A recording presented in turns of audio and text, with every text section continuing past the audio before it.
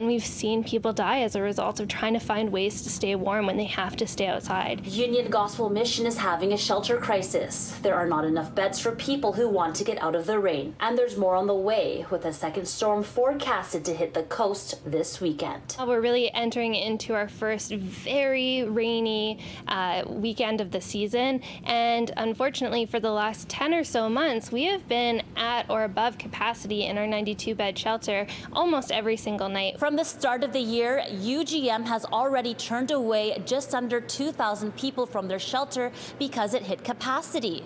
It says on average that's 6 people per night. And when there's no space here, UGM's Nicole Mucci says they give out rain gear such as jackets and shoes to help people stay dry when sleeping outside. If you're unhoused, there is nowhere for you to warm up. There is nowhere for you to dry off. And so repeated exposure to these kinds of elements can actually not only weaken and lower your immune system long term and make you more susceptible to illness like pneumonia or more susceptible to long-term ailments. There's also the risk that some folks pose of staying in a tent and trying to make that tent warm, and they might try to light a candle or they might try to light a little heater, and that can also be very dangerous. Rebecca Matuzzi says she has inadequate housing because the water in her building makes her ill. There's brown, like really brown, murky water coming out of the tap.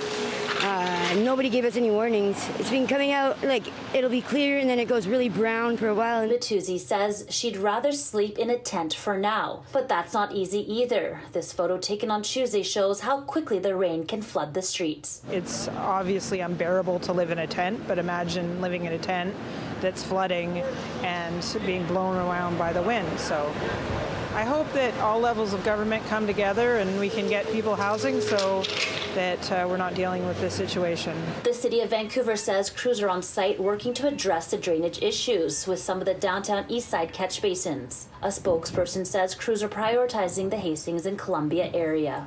In a statement to City News, BC Housing says the province, through BC Housing, is funding 1,492 shelter spaces in Vancouver for people experiencing homelessness during the colder winter months. While most of these spaces are operating, others will open in November and December. The hardest hitting rain is forecasted to hit Vancouver on Sunday. Shelters are meant to be a stopgap, and right now they are one of the only places people can go, and even now they're being turned away. In Vancouver, Angela Bauer, City News.